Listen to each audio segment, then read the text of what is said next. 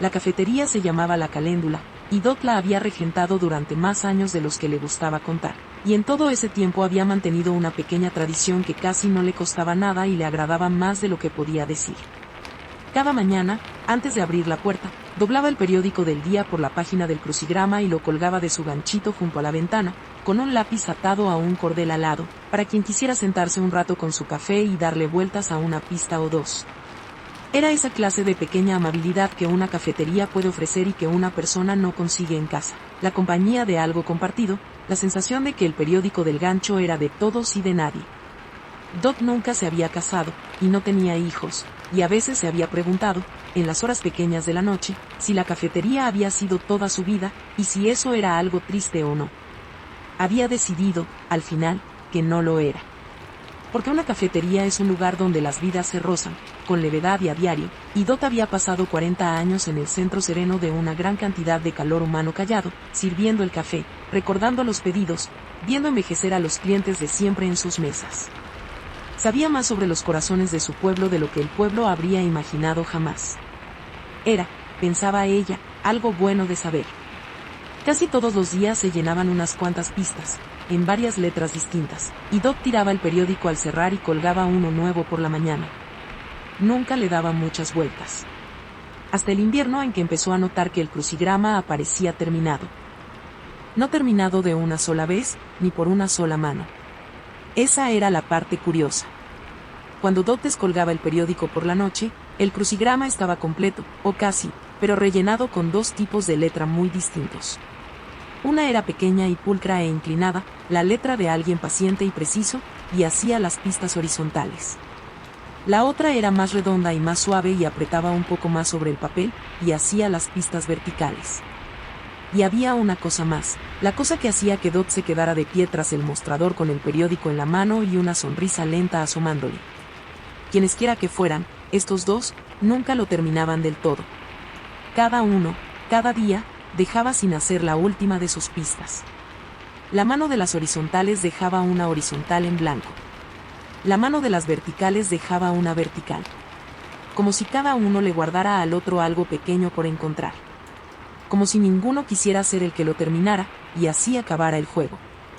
Al principio Dot pensó que debía de ser una casualidad, dos desconocidos que compartían el mismo periódico y que, cada uno, dejaban una pista. Pero una casualidad no se repite, mañana tras mañana, todo un invierno. Esto era una costumbre. Y más que una costumbre, porque una costumbre es algo que uno hace sin pensar, y esto, Dot lo veía, se hacía con el mayor de los cuidados.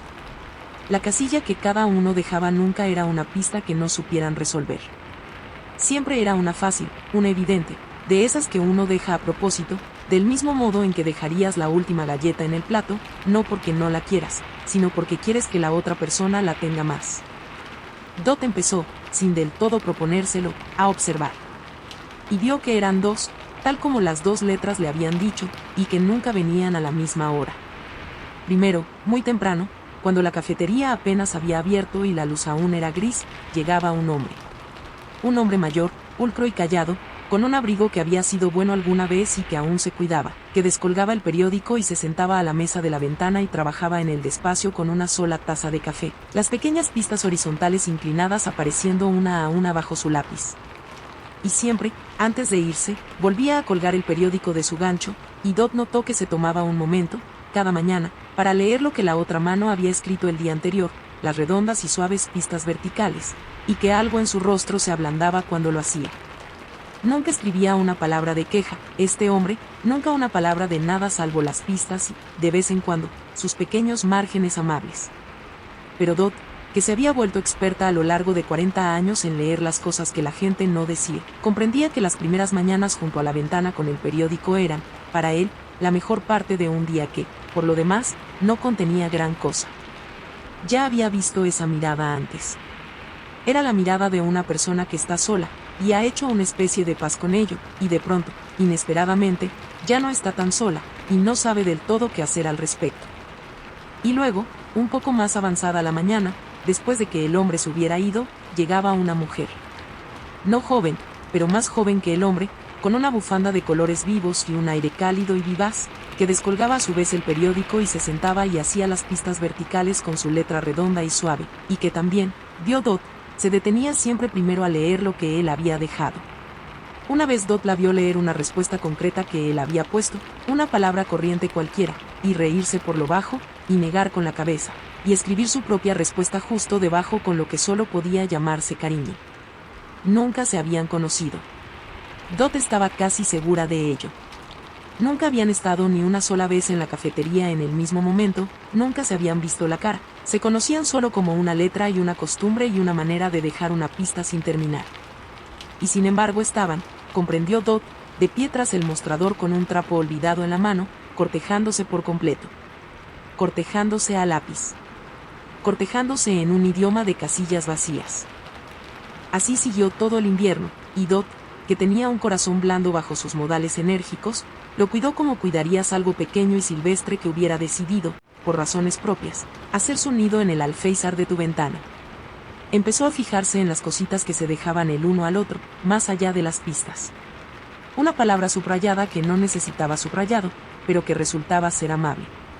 Una notita escrita a lápiz en un margen, una vez, con la letra pulcra del hombre, que decía solamente: tenías razón en la 7 horizontal, debí confiar en ti. Y debajo, al día siguiente, con la letra redonda y suave: casi siempre la tengo. No se lo digas a nadie. Otra mañana el hombre había dejado, metida en el rincón donde iría una respuesta suelta, una sola palabra que no era respuesta a nada, solo un pequeño regalo: valor. Y la mujer la había estudiado un buen rato, vio Dot, antes de escribir debajo, con su letra redonda y suave: gracias, hoy necesitaba esa. No sabían sus nombres. No conocían sus caras, ni sus edades, ni si estaban casados o libres, felices o tristes. Sabían solo que cada mañana, en la cuadrícula de un periódico compartido, alguien a quien no veían se alegraba de que existieran, y se había tomado la molestia de decirlo, en el único idioma que tenían. Y una vez, hacia mediados de un gris febrero, la mujer había dejado el crucigrama entero hecho salvo una sola pista, de 4 letras, y había dibujado una pequeña flecha cuidadosa hacia ella, y la pista era una cálida que hacerle a un desconocido. Y a la mañana siguiente el hombre la había rellenado, esa única respuesta, con su letra inclinada y pulcra, y era la respuesta correcta, y al lado había dibujado, muy pequeño, y un poco tembloroso, como si la mano no le fuera del todo firme, un corazón. Aouadat estaba de pie tras su mostrador y reflexionaba. Habría sido lo más fácil del mundo dejarlo estar, permitir que los dos siguieran para siempre en su suave juego de casillas vacías, sin conocerse nunca, a salvo en el lápiz y el papel.